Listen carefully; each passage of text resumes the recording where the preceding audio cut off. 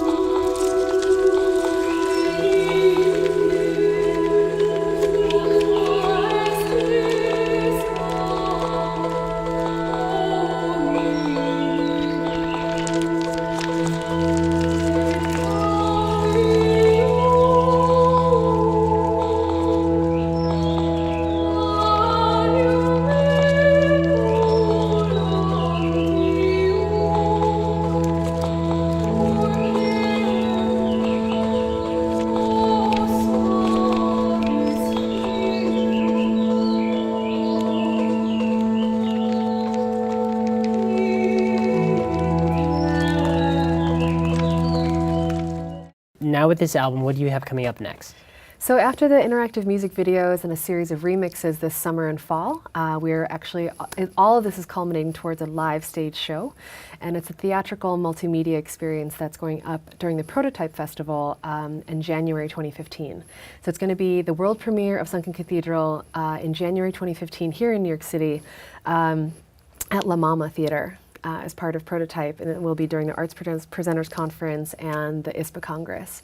So mark your calendars, it's going to be the second week, and it's going to be, it's just going to culminate everything that you've seen thus far with the music videos, the LP, because nothing can ever replace the feeling of gathering people in a room and making it that dimensional experience. Right, well, I'm definitely looking forward to it, and we'll definitely want to go to that show. Great, thanks so much. If you'd like to learn more about Bora Yoon, please visit her website at borayoon.com. Her album Sunken Cathedral is available at iTunes and Amazon.com. Thanks for being here. Thank you for having me. It was definitely a pleasure meeting you and seeing you perform. Thanks. The Artist Forum. Get connected, be heard. The Artist Forum is a place where artists of all disciplines can network, collaborate, and exchange information and ideas. You want to know when to catch us? Well then log on to tvguide.com's local listing section. You can also see us live on the web via Manhattan Neighborhood Network's MNN.org. On the Artist Forum, you'll see interviews with New York City's emerging talents in theater, dance, music, the visual arts, as well as the written word. We'll jump the velvet rope to get interviews with entertainment industry's top insiders, as well as some of its underground talents. Expose yourself to the Artist Forum. Show us your work. Invite us to your performance. Do you have questions about the business? Do you need help better focusing on your career? Or maybe you just want to post information about an upcoming project? Well, log on to our website, theartistsforum.org. The Artist Forum, on the pulse of community activities and events. I'm Elliot Torres, and I'll see you on the Artist Forum. Our next guest is Monique Martin, Director of Family Programming from the City Parks Foundation. Welcome to the show, Monique. Thank you. It's that time of year again, it's summer, and which means SummerStage. So what does the public have to look forward to this year? Well, we have something for everyone. We pride ourselves in presenting a multi-genre, multidisciplinary festival each season. So we're bringing dance, music, theater, kids programs, and circus. And this is the second year that you've done the Kids Festival, correct? No, we've produced the Kids Festival for over 9 years now, actually. Oh wow, okay. Yes. And what's different from the kids programming as opposed to last year? Well, one thing is that we've expanded to include circus, and circus is really for everyone, and that's one of the missions and commitments that I have, is that family programming is something that the entire family can enjoy, and not just parents or caregivers bringing their children and they're on their iPhones during the performance. It is my job and my commitment to have programming that really engages the entire family and they have a great time. Are there any specific performances regarding the circus theme that you're focusing on? What we're really excited about this year, this is our second annual International Contemporary Circus Festival. Circus is a big passion of mine. And last season we did a micro festival in Marcus Garvey Park. We brought over a company from Finland and 3 companies right here in New York City. And this year we're doing the same. We're bringing over a company, well, we're not bringing over the same companies, but we're bringing over a company from Montreal, and we also are presenting 3 companies from the States, one from Seattle, from Brooklyn, and from San Francisco.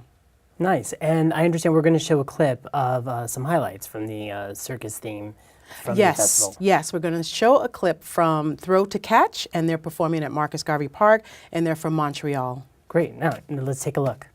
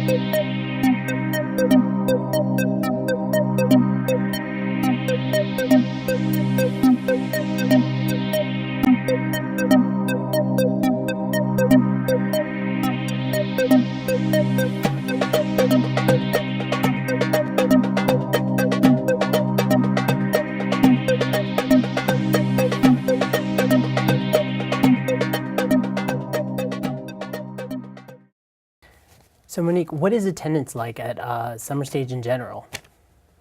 Well, SummerStage is a destination festival, so we have audiences that rely on us each season, and they come regardless of who the artists are. And we also have what I like to call the accidental audience, people that are just strolling through the park, whether they're walking their dogs or with their family or with their significant other, and they just hear the music or hear whatever is going on and join the party. So the attendance is actually high. I mean, it's free. It's the best price in town. So we get a large crowds for our festival. And something I learned is that SummerStage is actually in all 5 boroughs. so it's accessible to everyone.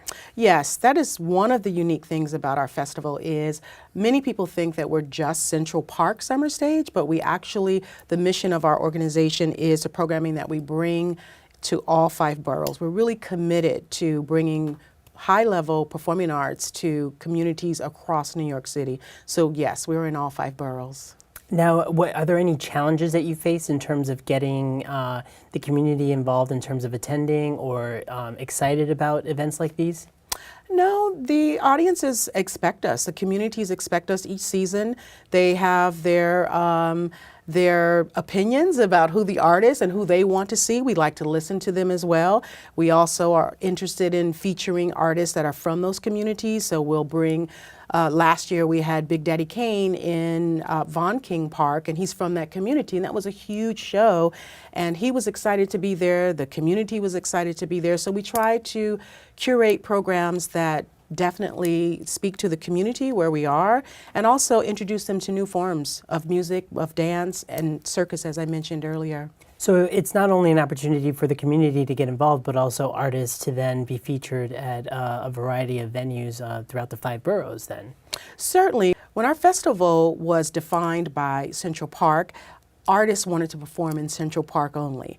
And we really put a lot of resources and thinking behind SummerStage as a citywide festival. It always was that. So how do we bring resources to the table where artists are excited about performing in East New York, in the South Bronx, in Staten Island, and all of the other communities that we serve. So we really have artists excited about all of the programming and all of the communities that we serve, and that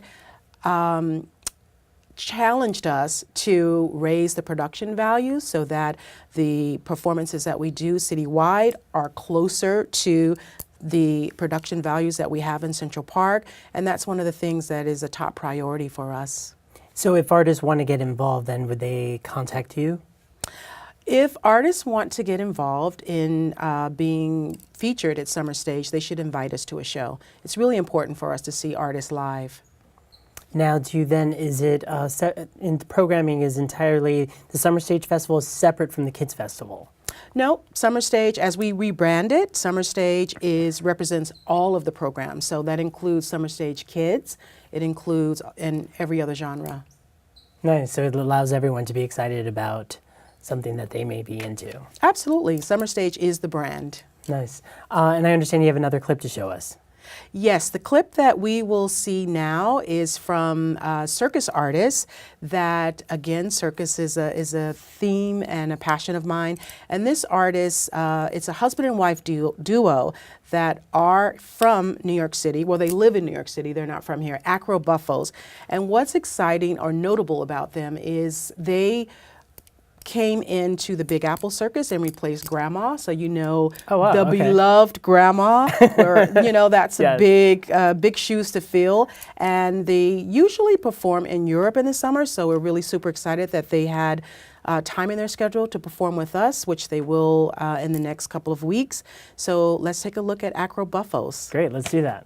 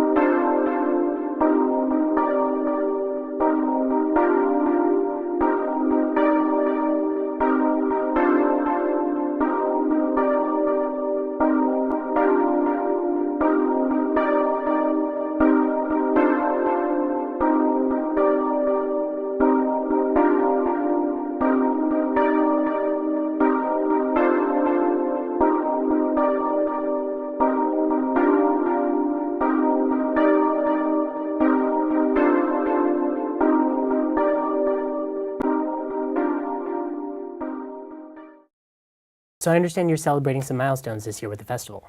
Yes, this year we're focusing on Fania. It's the 50th anniversary of the iconic Fania label, and we have Fania-themed programs throughout the entire season in all of the disciplines. We have John Leguizamo, who's performing. Oh, nice. His play, Ghetto Clown. We have lots of music. We also have some family programming that's Fanya themed.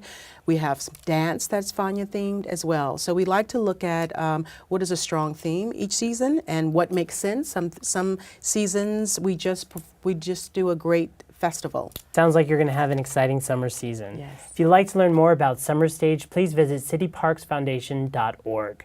I'm Elliot Torres, and we'll see you next time on the Artist Forum.